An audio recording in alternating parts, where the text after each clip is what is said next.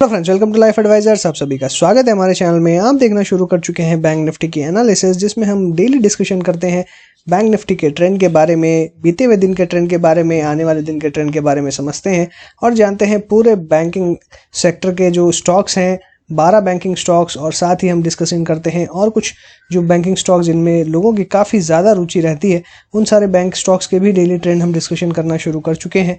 तो आशा करता हूँ वीडियो आपको ज़रूर पसंद आएगी। पसंद आए तो लाइक करना ना भूलें। अगर आपने अभी तक चैनल सब्सक्राइब नहीं किया है तो तुरंत कर दीजिए, साथ ही बेल आइकन दबाइए ताकि टाइमली अपडेट्स आपको मिलती रहे। तो आज है 14 फरवरी का दिन और हम बात करेंगे पहले 12 फरवरी को मार्केट कैसा रहेगा और साथ ही समझेंगे 15 फरवरी यानी सोमवार को मार्केट कैसा रहने वाला है। तो फ्राइडे की अगर बात करी जाए तो काफ़ी अच्छी तेज़ी हमने लास्ट डे अच्छी बाइंग देखने के लिए मिली बैंक निफ्टी के अंदर में, और मुझे लगता है ये कैरी फॉरवर्ड हो सकती है और यहाँ से वापस से हम एक बार ऑल टाइम हाई की तरफ मूव कर सकते हैं। अगर लास्ट डे की अगर हम थर्सडे को जो हमने वीडियो बनाया था उसमें जो हमने लेवल डिस्कशन किए थे 35,700 से लेकर ऊपर में 36,200 के लेवल्स की बात करी थी, तो एग्जैक्टली लो जो है 35,700 पे एग्जैक्ट बनते हुए नजर आया। 36,200 का लेवल एक्सीड 36,322 तक जाते हुए दिखाई दिया, लेकिन क्लोजिंग जो है 36,108 पे ही होते हुए नजर आ रही। तो जो लेवल्स के बारे में बात करी थी, बिल्कुल परफेक्ट लेवल्स के बारे में हमने बात करी थी और रोज इसी तरीके से हम ओवरऑल सेटअप देख के लेवल्स निकालने की कोशिश करते हैं। अब आने वाले दिन में किस तरीके के लेवल्स दिखाई देते हैं, आने वाले दिन के अंदर में क्लियरली मुझे 36,000 एक बहुत ही स्ट्रॉन्ग सपोर्ट अब बनते हुए नजर आ रहा है। वहीं हायर लेवल्स पे 36,500 एक साइकोलॉजिकल बैरियर की तरह एक्ट करेगा और ऊपर में 36,600 हमारा ऑल टाइम हाई का लेवल है। हो सकता है 36,500 टच करने की कोशिश करें, बट थोड़ा सा डिफिकल्ट हो सकता है। वहां से जाएंगे तो थोड़ा सा प्रॉफिट बुकिंग फिर से देखने के लिए मिल सकती है। 36,600 अगर क्रॉस होता है तो फिर से एक फ्रेश बाइंग शूटअप हो सकती है जो हमें फिर 37,000 के लेवल्स पे ले जा सकती है। तो इमीडिएटली मुझे लगता नहीं कि मंडे को इतनी बड़ी तेजी होगी, बट फिर भी 36,000 से लेकर 36,500 तक के लेवल्स शायद हमको देखने के लिए मिल सकते हैं। इसलिए लोअर लेवल्स पे हमें बाय करना चाहिए और हायर लेवल्स पे प्रॉफिट बुक करना चाहिए, यही क्लियरली हमारी स्ट्रेटजी होनी चाहिए। और अगर हम मार्केट को देखें तो अभी कुछ दिनों से एकदम साइडवेज एक छोटे से रेंज में ही चल रहा है और अभी मुझे लगता है कि जब तक ये ऑल टाइम हाई एक बार फिर से फ्रेश ब्रेकआउट नहीं देता तब से वापस से एक फ्रेश खरीदारी के संकेत हमको नहीं मिलेंगे। इसलिए ओवरऑल अगर मैं ट्रेंड देखूँ तो मुझे अच्छा काफ़ी पॉजिटिव दिखाई देता है और मुझे लग रहा है कि अच्छी तेजी फिर से देखने के लिए मिल सकती है। बिल्कुल पॉजिटिव सेटअप है। स्टॉक्स के अंदर में भी एक ब्रेकआउट की पोजीशंस दिखाई दे रही है, तो यहाँ से मुझे लगता है कि कुछ मूवमेंट जो है अपसाइड वो डेफिनेटली देखने के लिए मिल सकती है। लास्ट वीक हमने बहुत जो स्टॉक स्पेसिफिक अप्रोच रखी थी और वही स्टॉक स्पेसिफिक अप्रोच हमको इस वीक भी रखनी है, लेकिन इस वीक अगर ओवरऑल तेजी होती है तो ओवरऑल तेजी में पार्टिसिपेट हम जरूर करेंगे। डेली बेसिस पे जो वीडियोस बना रहे हैं वहाँ पे तो हम डिस्कशन कर ही रहे हैं। साथ में आज भी हम समझेंगे कि किन स्टॉक्स के अंदर में हमें मूवमेंट मिल सकती है और किन स्टॉक्स के अंदर में हमें तेजी या मंदी करनी चाहिए। तो आने वाले दिन के लिए जैसे लेवल्स की बात मैंने करी, 36,000 लोअर लेवल्स पे एक अच्छा सपोर्ट है। अगर ये ब्रेक होगा तो फिर से 35,700 जो प्रीवियस डे का लो था वो एक बहुत ही अच्छा स्ट्रॉन्ग सपोर्ट बनता हुआ दिखाई देगा। अगर ये ब्रेक होता है तो जैसे मैंने आपको कहा 35,700 पे हमें फिर से लॉन्ग अनवाइंडिंग कर लेनी है अगर इसके नीचे क्लोज होता है तो। और वहीं पे 36,000 एक बहुत ही स्ट्रॉन्ग सपोर्ट है जो मुझे लगता नहीं है कि ब्रेक होते हुए दिखाई देगा, बट फिर भी अगर होता है तो 35,900 तक जा सकता है। वहां से फिर से बाउंस मिलेगा तो बाय करेंगे और ऊपर में 36,500 आता है तो हमें प्रॉफिट बुक करना चाहिए। बात करते हैं बैंकिंग स्टॉक्स की, एक एक करके अल्फाबेटिक वे में डिस्कस करेंगे। और शुरू करने से पहले आज का एक हमने जो नया एडिशन किया उसके बारे में बता दूं। आज हमने एडिशन किया है एक्सपोनेंशियल मूविंग एवरेज। पहले हम हमेशा यूज करते थे सिंपल मूविंग एवरेज, तो अभी भी हम सिंपल मूविंग एवरेज को ही ज़्यादा तवज्जो देंगे rather than exponential moving average. But फिर भी मैंने exponential moving average just for understanding purpose लगाई है और आप देख सकते हैं कि हमेशा एक्सपोनेंशियल मूविंग एवरेज जो है वो आपको सारी जगह आप देख पा रहे होंगे कि आपको हायर लेवल्स पे दिखाई दे रहा है, क्योंकि सिंस अगर हम सिंपल मूविंग एवरेज यूज़ करें तो सपोर्ट काफ़ी नीचे आ रहा है। इसलिए मैंने एक्सपोनेंशियल मूविंग एवरेज यूज़ करने शुरू किए हैं ताकि जो सपोर्ट है वो थोड़ा सा ऊपर की तरफ जब आता है तो वो हम देख पाएं और हम समझ पाएं कि कहाँ पे हमें सपोर्ट मिल रहा है। क्योंकि बाकी जगह ओवरऑल अगर देखेंगे तो जब भी स्टॉक तेजी में रहेगा तो हमेशा आपको एक्सपोनेंशियल मूविंग एवरेज अपसाइड में मिलेगा। वहीं थोड़ी बहुत अगर बेयरिशनेस होगी तो आपको लोअर लेवल्स पे मतलब सिंपल मूविंग एवरेज के नीचे मिलेगा। तो इसका रीजन सिंपल सा है। इसका रीजन ये है, सिंपल मूविंग एवरेज में हमारा जो टोटल होता है, टोटल जो क्लोजिंग बेसिस पे जो भी हमारे लेवल्स होते हैं उसको हम एवरेज कर देते हैं। तो क्लोजिंग डिवाइड बाय 20, 50, 100 या 200 डेज का जो भी टोटल होता है उसको हम एवरेज कर देते हैं। वहीं एक्सपोनेंशियल मूविंग एवरेज में सिंपल सी है कि हम जो नियर जो होता है उसे वेट ज़्यादा देते हैं, जो दूर होता है उसे वेटेज कम देते हैं। तो for example, just for example purpose के लिए अगर हमें 5 डे का ईएमए निकालना हो तो 5 डे का ईएमए कैसे निकलेगा, 1 2 3 4 5 दिन हमने निकाले, यहाँ पे 33,000 के लेवल्स, 33,700 के लेवल्स, यहाँ पे 34,000 के लेवल्स, यहाँ पे फिर से 33,000 के लेवल्स और यहाँ पे 32,700 के लेवल्स। तो हम इसको सिंपल सा वेट देते हैं 5 4 3 2 1 का, और इसका टोटल आता है 15। और जब हम इसको मल्टीप्लाई करते हैं 1 इंटू 33,000, 1 इंटू 2 इंटू 33,700, फिर ये जो टोटल आता है मल्टीप्लाई करने के बाद में उस मल्टीप्लिकेशन को 50 से डिवाइड कर देते हैं और जो वैल्यू आती है वो एक्सपोनेंशियल मूविंग एवरेज हो जाती है। तो क्लियरली जब भी ये वैल्यू आएगी, जब मल्टीप्लिकेशन हम करेंगे तो वो लगभग हमने देखा है कि ज़्यादा ही आती है।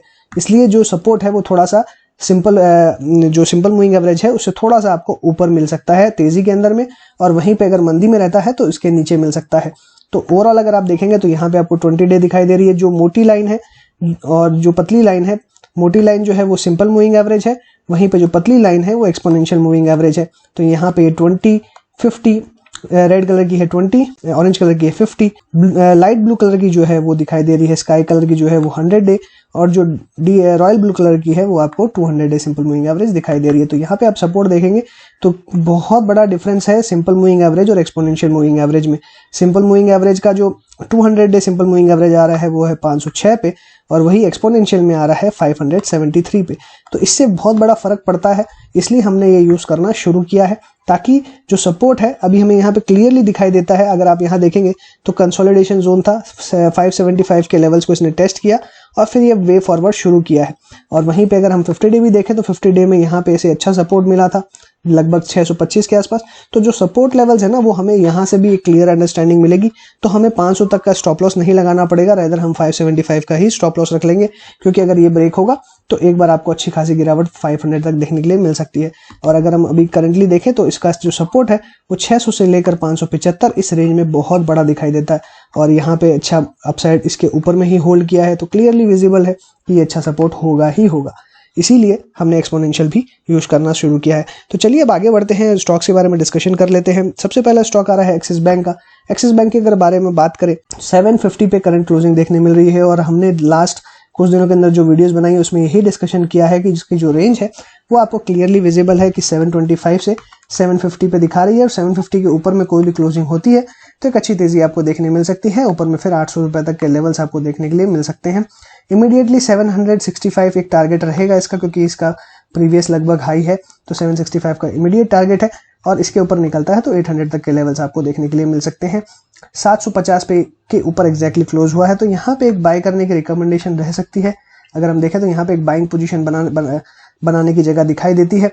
ऊपर में जो लेवल्स दिखाई दे रहे हैं 765 और 800 के, और यहाँ पे जो स्टॉप लॉस दिखाई देता है वो स्टॉप लॉस लगभग अगर हम देखें तो 725 का ही बनेगा। अगर हम इस लिहाज से देखेंगे तो 765 और यहाँ पे रिस्क रिवॉर्ड फेवरेबल नहीं बनता है तो कोई बाई नहीं बनेगा। लेकिन वहीं 800 की तरफ अगर देखें तो यहाँ पे डेफिनेटली 1:2 का रिस्क रिवॉर्ड है, तो इतने हाइस पे आपको 1:2 का रिस्क रिवॉर्ड सबसे बेस्ट मिलेगा। बात करते हैं बंधन बैंक की, तो बंधन बैंक में आप देख सकते हैं कि जो जितने भी मूविंग एवरेज और एक्सपोनेंशियल मूविंग एवरेज है वो काफ़ी छोटी सी रेंज के अंदर में कंसंट्रेटेड है, और इसीलिए मैंने आपको लास्ट डे भी कहा था कि अब इसके अंदर में कोई पोजीशन नहीं बनाए तो ज़्यादा बेहतर रहेगा। हो सकता है 5-7 पॉइंट की आपको अपसाइड डाउनसाइड मिल जाए, लेकिन इसके अंदर में बहुत ज़्यादा तेजी मंदी मुझे लगता नहीं है, क्योंकि जिस तरीके से सारे के सारे मूविंग एवरेजेस एक ही जगह कंसंट्रेटेड है, एक ही जगह जमे हुए हैं, तो सपोर्ट रेजिस्टेंस काफ़ी ज़्यादा है। अभी इस स्टॉक से अवॉइड ही करना सबसे ज़्यादा बेहतर डिसीजन होगा। बात करते हैं बैंक ऑफ बड़ौदा की, तो बैंक ऑफ बड़ौदा में जैसे मैंने आपसे डिस्कशन किया था कि 76 एक अच्छा सपोर्ट है, और अगर हम देखें तो लगभग 77 का लो बनाया लास्ट डे, और इसके प्रीवियस डे का भी लो जो था 77 का था। इसके आसपास ही बाइंग करने का हमारा व्यू बन रहा था, क्योंकि यहाँ पे हमें इस तरीके से लग रहा है कि ये रीटेस्ट करके फिर से अपसाइड जाएगा। और अगर बैंक निफ्टी के अंदर तेजी होती है तो मुझे लगता है कि बैंक ऑफ बड़ौदा और PSU बैंक्स के अंदर में भी अच्छी तेजी आपको देखने के लिए मिल सकती है, तो यहाँ से एक अच्छा बाउंस मिल सकता है। तो 76 पे बाई करने की सलाह थी, तो करंट लेवल्स पे भी आप यहाँ पे बाइंग दिखाई देती है, करंट लेवल्स पे भी बाइंग पोजीशन बन रही है। और वहीं पे अपसाइड में जो टारगेट्स बन रहे हैं, सबसे पहला नियर टर्म टारगेट बन रहा है 82 का, और अगर इसके ऊपर निकलता है तो लगभग 84 और उसके ऊपर में 89 तक के टारगेट्स, तो 82, 84 और 89 तक के टारगेट्स बन रहे हैं। वहीं पे स्टॉप लॉस जो बन रहा है, वैसे मैंने आपको 72 का स्टॉप लॉस बताया था, लेकिन अगर करंट लेवल्स पे खरीदते हैं तो मुझे लगता है स्टॉप लॉस थोड़ा सा पास में रखना चाहिए अराउंड 74.5 का। कैनरा बैंक की बात करें तो कैनरा बैंक में क्लियरली हमारा व्यू है कि इसके अंदर में भी साइडवेज कंसोलिडेशन देखने के लिए मिल रहा है। एक ट्रायंगल टाइप का पैटर्न यहाँ पे फॉर्म हो रहा है। बाकी स्टॉक बिल्कुल अप ट्रेंड के अंदर में है। यहाँ कोई भी अगर डिप मिलती है 150 के आसपास तो बेस्ट बाई है, इस लेवल पे बेस्ट बाई बनेगा यहाँ पे। और ऑलरेडी स्टॉक हमने कहा था कि 148 147 अगर पार करता है तो ही इसे बाय करें तो ज़्यादा बेहतर रहेगा। और उसके बाद में आपने स्टॉक में अच्छी तेज़ी देखी और लगभग यहाँ पे 172 173 तक के लेवल्स आपको देखने के लिए मिल रहे हैं। और अभी वापस से स्टॉक करेक्ट हुआ है, 157 के आसपास आ रहा है। तो करंट लेवल्स पे देखें तो एक अच्छा बाइंग का मौका ज़रूर है। अगर 150 पे मिल जाए तो सबसे मुझे लगता है कि सबसे बेस्ट होगा। और अगर यहाँ नहीं मिलता है, वापस एक रिवर्सल देता है, तो यहाँ पे एक बाइंग की अपॉर्चुनिटी 160 के ऊपर में बनती हुई नजर आएगी, जो ऊपर में फिर से आपको 172 तक के लेवल्स दिखा सकती है। और अगर ये पार होते हैं तो ऊपर में 180 तक के लेवल्स आपको देखने मिल सकते हैं। और करंट लेवल्स पे अगर बाइंग करते हैं तो स्टॉप लॉस रहेगा अराउंड 148 का। सिटी यूनियन बैंक की बात करें तो सिटी यूनियन बैंक में जैसे हमने लास्ट डे डिस्कशन किया था कि इसके अंदर में एक फॉलिंग चैनल के लोअर एंड पे ये चलते हुए आपको नजर आ रहा है। यहाँ से हो सकता है कि एक रिवर्सल देखने मिले और हो सकता है कि यहाँ से ब्रेक होते हुए दिखाई दे। अगर आप देखेंगे तो यहाँ पे 200 डे डेमा को तोड़ते हुए दिखाई दे रहा है। और ऊपर में जो रेजिस्टेंस है यहाँ पे 100 डे सिंपल मूविंग एवरेज का भी रेजिस्टेंस है और 100 डे एक्सपोनेंशियल मूविंग एवरेज का भी रेजिस्टेंस है। और ऊपर में तो और ज्यादा रेजिस्टेंस है। तो यहाँ पे बढ़ने के कोई चांसेस फिलहाल दिखाई नहीं दे रहे। तो क्या गिरावट होगी इसके स्टॉक के अंदर में? तो गिरावट के लिए हमने जैसे इसमें डिस्कशन किया है कि इसका जो लेवल है, इसका जो लेवल आ रहा है 154 के आसपास आ रहा है ब्रेकआउट का। तो यहाँ से गिरावट होगी तो बहुत ज़्यादा गिरावट होते हुए नहीं दिखाई दे रही है। इसी रेंज के अंदर में कहीं ना कहीं इसे सपोर्ट मिल जाएगा, चाहे वो 154 हो या चाहे 150 के आसपास। तो मुझे लगता है कि इस यहाँ पे शॉर्ट तो खैर कर भी नहीं सकते, कैश मार्केट का स्टॉक है तो शॉर्ट करना तो बनता नहीं है। लेकिन मुझे लगता है बाइंग का लेवल जो है वो बहुत ही पास में है। अगर ये ब्रेक होता है तो अच्छी खासी गिरावट हो सकती है, इसलिए बहुत ज़्यादा हड़बड़ी में बाइंग ना करें। 154 पे अटेम्प्ट करें, 150 का स्टॉप लॉस रखें, यही सबसे बेस्ट मुझे लगता है कि इस स्टॉक के अंदर में हम कर सकते हैं। और अगर यहाँ से रिवर्स होता है तो क्या बाय करना है? यहाँ से रिवर्स होता है तो भी मुझे बहुत ज़्यादा तेज़ी नहीं दिखा देती है, क्योंकि इमीडिएटली 170 के ऊपर में रिवर्सल पे आप बाय करेंगे तो आपका रिस्क रिवॉर्ड फेवरेबल नहीं रहेगा। तो इस स्टॉक में कंप्लीटली अवॉइड करना ही सबसे ज़्यादा बेहतर रहेगा। डीसीबी बैंक के अंदर में जैसा हमने डिस्कशन किया कि इसके अंदर में कुछ खास पैटर्न नहीं है और जिस तरीके से स्टॉक चलते हुए नजर आ रहा है यहाँ पे बहुत ज़्यादा अनसर्टेनिटी दिखाई देती है। इसको अवॉइड करेंगे ज़्यादा बेहतर रहेगा। कहीं ना कहीं इसके अंदर में भी थोड़ा सा प्रेशर बना हुआ है ओवरऑल, लेकिन नीचे में सपोर्ट काफ़ी अच्छा अवेलेबल है। तो जिनके पास लॉन्ग पोजीशंस है, मुझे लगता है कि उन्हें लगभग 106 के स्टॉप लॉस के साथ में पोजीशंस को अपने होल्ड करना चाहिए। ऊपर में अगर निकलेगा तो ऊपर में 115 के बाद में अच्छी तेज़ी बनेगी, तो 115 के बाद में फ्रेश बाइंग कर सकते हैं। रैदर 116 के ऊपर में ही करेंगे तो ज़्यादा बेहतर रहेगा। तो ऊपर में अगर किसी ने खरीदा हुआ है तो पहला टारगेट 116 का आता है। 116 अगर क्रॉस करेगा तो फिर 120 से लेकर 125 तक के लेवल बन सकते हैं। नीचे में स्टॉप लॉस रखना है 106 का। बात करते हैं फेडरल बैंक की, तो फेडरल बैंक में अगर जिस तरीके से पोजीशन दिखाई दे रही है यहाँ पे कब फॉर्मेशन हो सकता है ऐसा लग रहा है, इसलिए मुझे लगता है कि जो लो है इसका अराउंड वो आता है 81.5 पे। 81.5 के साथ में जिनके पास लॉन्ग पोजीशन है उन्हें होल्ड करनी चाहिए। क्लियरली स्टॉक अप ट्रेंड के अंदर में है, काफ़ी ज़्यादा लोअर लेवल से इस स्टॉक के अंदर मूवमेंट देखने के लिए मिली है और मुझे लगता है कि इसके अंदर में और अभी पोटेंशियल बाकी है। ऊपर में आपको जो लेवल्स देखने मिलेंगे 88 तक के, 88 अगर पार करता है तो ऊपर में आपको 92 तक के लेवल्स भी देखने मिल सकते हैं। एचडीएफसी बैंक की अगर बात करें तो एचडीएफसी बैंक में जैसा हमने डिस्कशन किया है कि 1560 का स्टॉप लॉस रखें।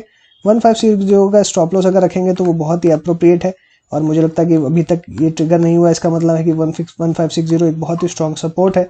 1560 के स्टॉप लॉस के साथ में जिनके पास पोजीशन से होल्ड करे, फ्रेश पोजीशंस बना सकते हैं। ऊपर में टारगेट 1650 तक का। आईसीआईसीआई बैंक में जैसा मैंने डिस्कशन किया था और लास्ट डे आपको ये भी बताया था कि इसके अंदर में क्लियरली एक ब्रेकआउट दिखाई दे रहा है और यहाँ से और फर्दर अपसाइड की मूवमेंट आ सकती है और आपको यहाँ पे फ्रेश हाई देखने मिल सकता है। 700 तक के टारगेट्स आपको देखने के लिए मिल सकते हैं। क्लियरली स्टॉक के अंदर में एक अच्छी मूवमेंट आपको देखने के लिए मिल रही है। 647.6 लास्ट डे लगभग 2.7% की तेजी हमको देखने के लिए मिली। हाई बनाया 649.9 का, मतलब लगभग 650 को टच किया और 647.6 पे क्लोजिंग देखने मिल रही है। नेक्स्ट डे मुझे लगता है कि 650 के ऊपर में ही खुलता हुआ नजर आएगा। वहां से थोड़ी बहुत शॉर्ट कवरिंग भी होते हुए दिखाई देगी और आपको 665 तक के टारगेट्स इमीडिएटली हो सकता है देखने के लिए मिल सकते हैं।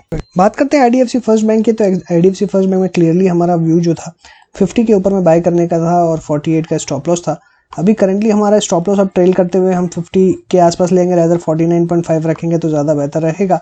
और ऊपर में जैसा टारगेट हमने 55 का डिस्कस किया था, तो 53 तक तो ऑलरेडी हमने इसके लेवल्स देख चुके हैं और 55 का, और अभी जो लेवल्स निकल के आ रहे हैं ऊपर में 66 तक के टारगेट स्टॉक के लिए निकलते हुए आ रहे हैं। तो क्लियरली अभी बहुत ज़्यादा बुलिशनेस अभी मैं नहीं कहूँगा कि आपको 66 तक का बाय करने के लिए, क्योंकि हो सकता है कि बैंक निफ्टी के अंदर में कोई करेक्शन आते हुए दिखाई दे और उसके कारण आपको 66 तक के लेवल्स देखने ना मिले, लेकिन डेफिनेटली मुझे लगता है 66 तक के लेवल्स आपको देखने के लिए मिल सकते हैं स्टॉक में, और 55 तक का अभी फिलहाल इमीडिएट टारगेट दिखाई देता है। इंडियन बैंक की बात करी जाए तो 120 के आसपास इसमें एक रिट्रेसमेंट हायर लेवल से देखने के लिए मिल रहा है और मुझे लगता है यहाँ से वापस वे फॉरवर्ड होगा तो 130 के ऊपर में फिर से फ्रेश पोजीशंस बनाने की जगह मिलते हुए दिखाई देगी। तो 130 के ऊपर खरीदेंगे तो नेक्स्ट टारगेट 140 होगा, और ये क्रॉस होता है तो 160 तक के लेवल्स आपको देखने मिल सकते हैं। स्टॉप लॉस रखेंगे 120 का। इंडसइंड बैंक की बात करें तो जैसा मैंने आपसे डिस्कशन किया था कि एक छोटे से रेंज में ही कंसोलिडेट कर रहा है, ऊपर में मैक्सिमम टारगेट 1080 ही है, लोअर लेवल्स पे बाय करें, हाई लेवल्स पे सेलिंग, वही आपको देखने मिल रही है। लो बनाया 1012 का, हाई बनाया 1059.5 का, तो लगभग 1060 का ऊपर में हाई देखने मिल रहा है, लो 1012 का। 1000 रुपये का स्टॉप लॉस रखें, करंट लेवल्स पे बाय करें। जैसे ही एक अपसाइड इसमें देखने मिलेगी 1080 के ऊपर में, तो यहाँ पे 1200 तक के टारगेट्स बनते हुए दिखाई दे रहे हैं। लास्ट डे वॉल्यूम अच्छी देखने मिल रही है, तो मतलब हायर लेवल्स पे डेफिनेटली इसके अंदर में एक प्रेशर जो है वो बना हुआ है, लेकिन सिंस वॉल्यूम वापस लौटते हुए आ रही है तो कहीं ना कहीं मोमेंटम भी बिल्टअप होते हुए दिखाई दे रहा है। तो बने रहे स्टॉक के अंदर में 1000 रुपये के स्टॉप लॉस के साथ में, ऊपर टारगेट 1080 और 1200 तक के। कोटक बैंक में क्लियरली जो 2030 का हर्डल है वो हमें दिखाई दे रहा है और हमने उसके बारे में डिस्कशन किया था कि ये जैसे ही पार करेगा इसमें अच्छी तेजी देखने मिलेगी। अगर अभी हम यहाँ पे देखें तो एक कप फॉर्मेशन दिखाई दे रहा है, इसलिए मुझे ऐसा लगता है कि यहाँ पे कप फॉर्म हो सकता है, अभी कंप्लीट नहीं हुआ है, लेकिन अगर जैसे ही कप फॉर्म होगा एक अच्छी ब्रेकआउट और अच्छी तेजी देखने मिल सकती है। करंट लेवल्स पे बाय करना चाहिए, ये करंट लेवल्स पे पोजीशन है, 1900 के स्टॉप लॉस साथ में होल्ड करना चाहिए। पीएनबी के अंदर में 38 के ऊपर में ही बाय का व्यू है, 36 का स्टॉप लॉस है, 36 का स्टॉप लॉस मेंटेन करें। ऊपर में क्लियरली बाय का व्यू बना हुआ है, ऊपर में 40 से लेकर 42 तक के लेवल्स देखने मिल सकते हैं। आरबीएल बैंक की बात करें तो 240 का हमने अप्रोप्रिएट स्टॉप लॉस रखा है और मुझे लगता है कि यहाँ से अच्छी तेजी आपको देखने के लिए मिल सकती है।